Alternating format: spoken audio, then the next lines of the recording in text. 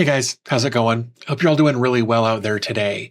So in the last video, we did a full install of OpenMediaVault 8 on real hardware.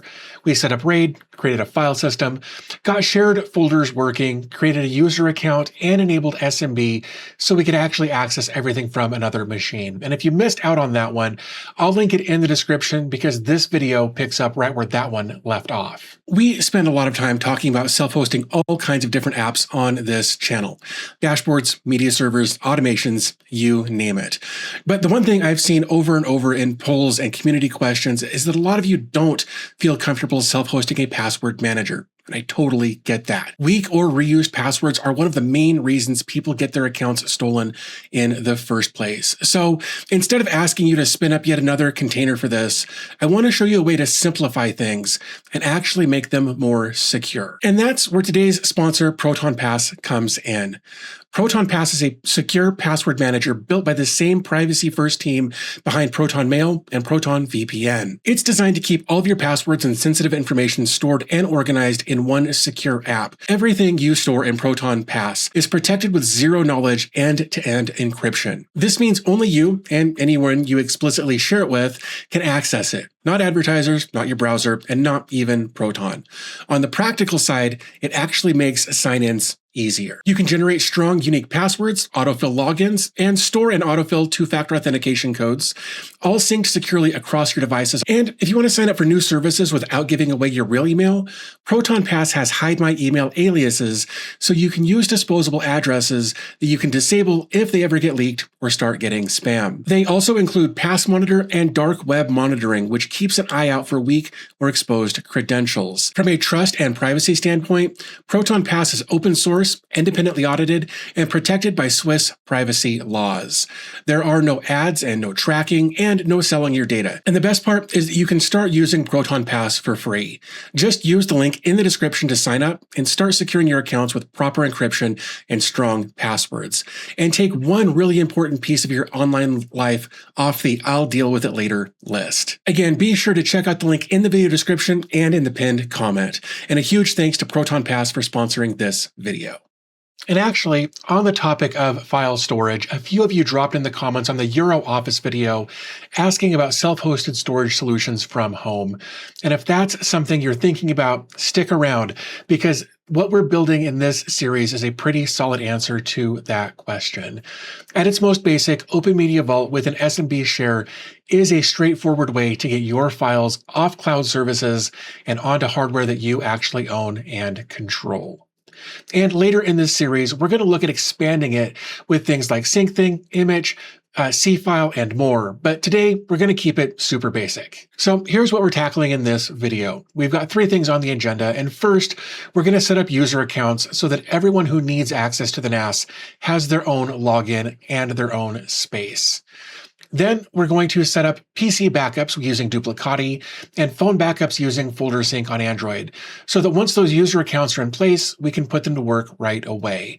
And one thing I want to be upfront about before we even get started is that everything we're doing today is going to be pretty vanilla. We're working with a very basic OMV setup over SMB, so no extra services, no Docker containers, and that's intentional because I want to show you what's possible right out of the box. But that does come with one very important limitation that I want to call out right now.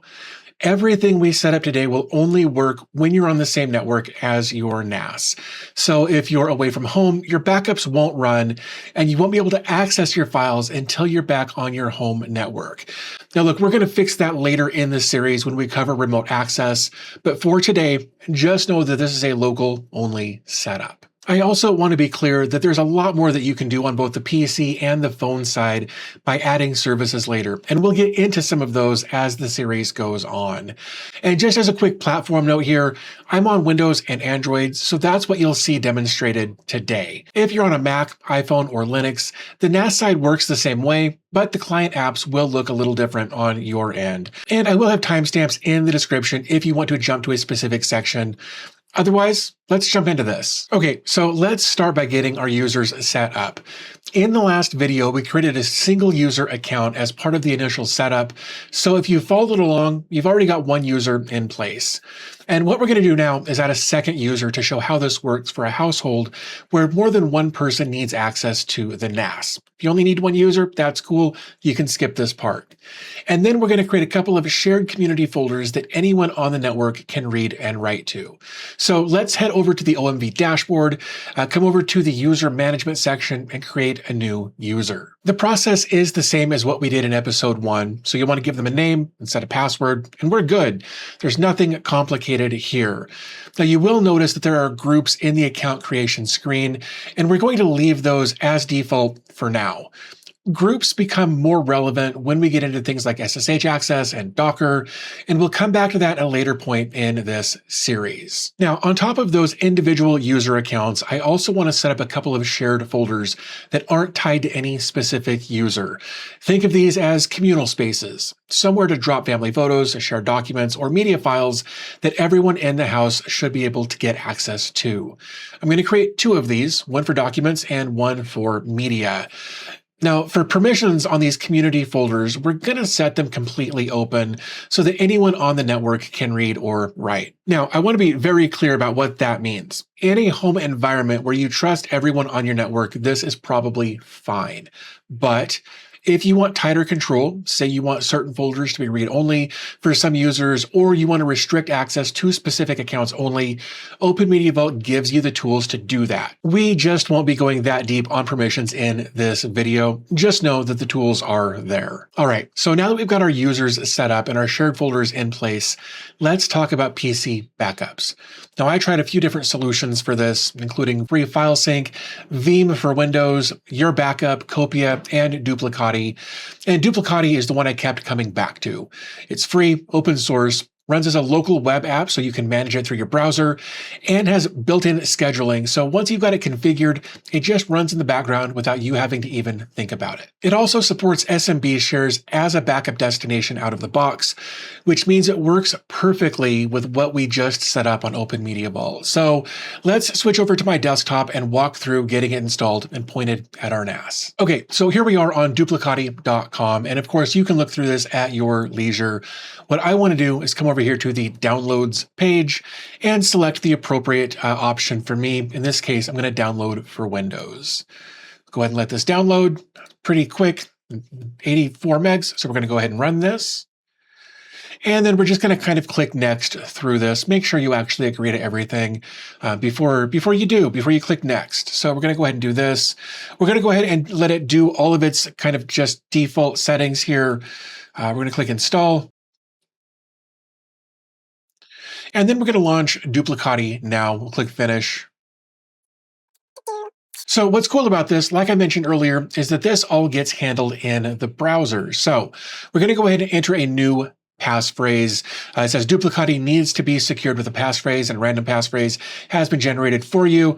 If you open Duplicati from the tray icon, you do not need a passphrase, but if you plan to open it from another location, you do. So let's go ahead and put in a passphrase. And then we can update the passphrase now. Okay, we're not going to do that. So here we are. I don't know if this actually, it does have dark mode. So if you like dark mode, you can turn that on. If you prefer light mode, you can run that as well. The first thing I want to do here is switch over to dark mode to save my eyes as much as I can. And then I'm going to create a backup. So basically what we're going to do is if you've got something that you can import, you can do that over here on the right side. We're doing a new backup, so that's what we're going to click here. Backup name. I'm going to call this Studio Files. The description is optional, but Studio Files. Next, we've got encryption. We can use none if we want to. That's completely up to you, depending on your comfort level and desire for additional privacy for your backups. Even though we're doing this local, I know some people like to have things encrypted. So we're just going to leave this as the default setting here, and then we're going to enter a password. This shouldn't probably be the same password that you entered a moment ago, but if you do that, I won't tell. So I'm going to go ahead and put a password in here. like so. You can either generate a password here, or you can also show. We're going to skip all that because it doesn't matter. I'm going to click continue here, and it says remember to copy the password. So make sure you know what that password is, because you're going to need it later. We're going to click continue. And here we can select our backup destination. We can set a target URL. We can search for destination.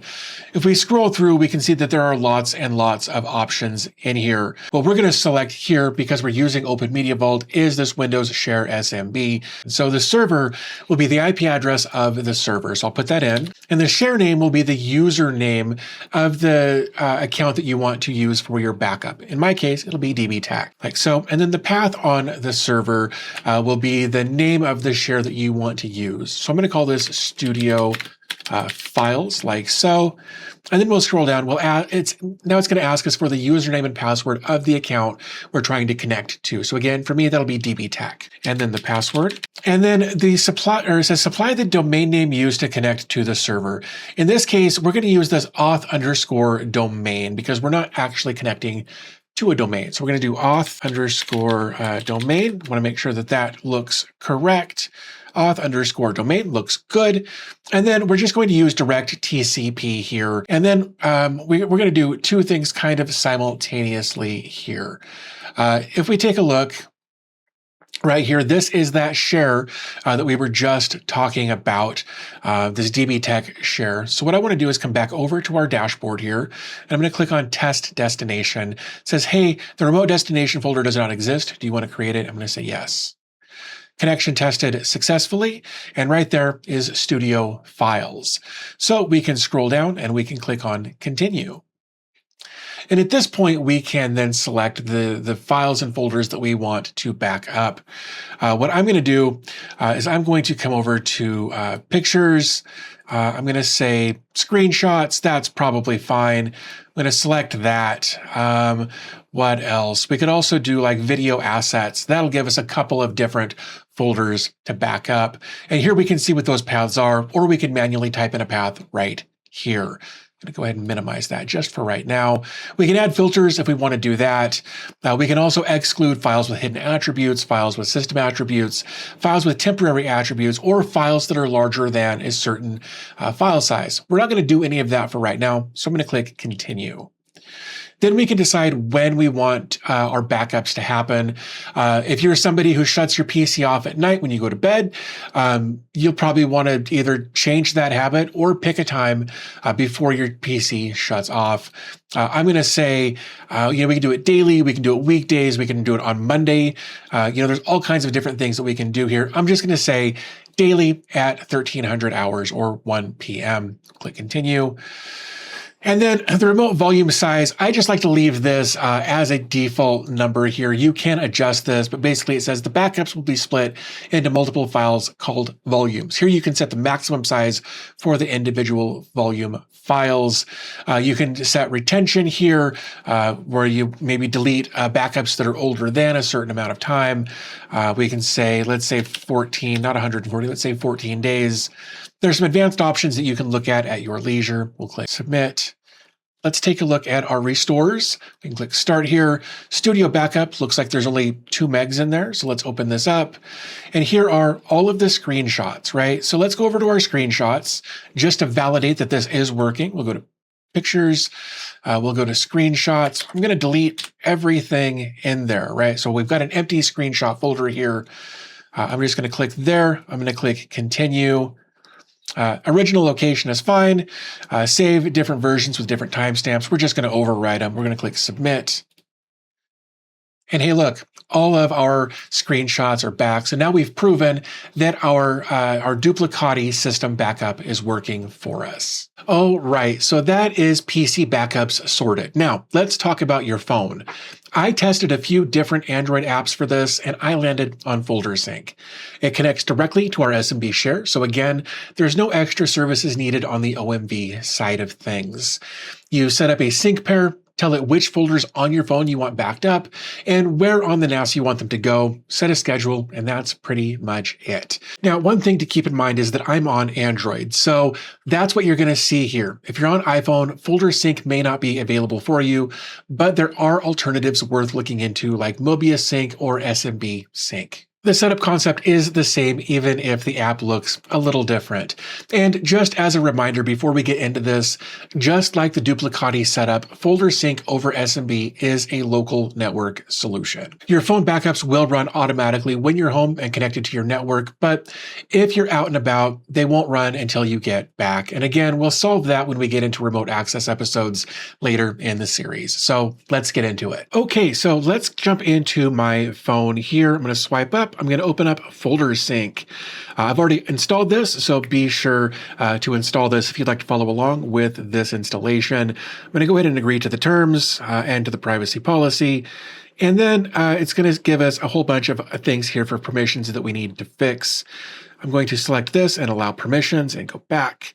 Location and background is kind of all different things that you can do if you'd like. Allow, that's fine. Notifications, sure, why not? I'm not going to do any of this other added folder permission stuff. I'm just going to click finish and add an account. Then what we're going to do is scroll down again until we find something SMB related. So right down here where it says SMB2, that's fine. We're going to select that. Now, what we're going to do is put in our username and our password and our server address. Again, the IP address 2.168.0.113. And the SMB share name is going to be, in my case, DB Tech, but this would be the user account that you're trying to use to back up your device. Let's go ahead and test. Okay, everything here looks good, so that's awesome. So now what we should be able to do is a folder pair. Whoops, we're going to say no thank you. Now, what we want to do here is select, we can either do two-way or we can do left to right or right to left. I like to do just a single direction here. So I'm going to do to the right folder. Changes made to the left folder, the source are mirrored and replicated to the folder on the right, the destination. That's the way I like to do it. If you do things the other way, you can select the other option. So I'll click to right folder and click next. Our device storage here, this is going to be our left account. I'm going to do internal storage and click next. And then let's say, oh gosh, let's find DCIM. Let's say camera, and then we'll just select folder and click next. So our right account will be a cloud service. That'll be our SMB2, and we can click next. And then we can decide where we want this to store. I'm going to say on S24, and then screenshots is fine. And we can select folder. I already created those folders. I want to be clear about that. So that's why they were there. I'm going to click next. Now I can decide when I want it to do this, hourly, repeat every 12 hours. Let's just say like every 1 hour, that's probably fine. And of course, the sync interval, the connections, you can use Wi-Fi because again, this is local only. And notifications, if you want to get those, I'm not going to get those. I'm going to click next. And then it's just saying, hey, look, are you sure this is what you want? We're going to sync to the right folder. Our left folder is going to be internal storage. Our right folder will be our SMB. And then we've got our scheduling set up to repeat every hour. And I'll click save. And now this is all set up and ready to go. So if I click sync, that's exactly what it's going to do. And here we are on our desktop. So we can see these files actively coming in, which tells us that our backup sync from our phone over here is working. All right, so that's a wrap on this episode, and we got a lot of ground covered today. We added a second user account for the NAS. We set up a community shared folders for household use, got PC backups running automatically with Duplicati, and set up phone backups with FolderSync on Android. At this point, your NAS is doing real work. It's not just sitting there. It's actively protecting your files and making them accessible to everyone in your household. Just remember that everything we set up today is local network only. As soon as we get to the remote access episode, that limitation goes away. But there's still a lot of ground to cover before we get there. Next up, we're going to install Docker on OMV, which is where things really start to open up in terms of what you can run on this thing. If you've got questions about anything we covered today, drop them in the comments. And if there are specific things you want to see covered later in the series, let me know there too. So with that said, I'm going to go ahead and wrap this up. Be sure to get subscribed if you're not already, and I will talk to you in the next video.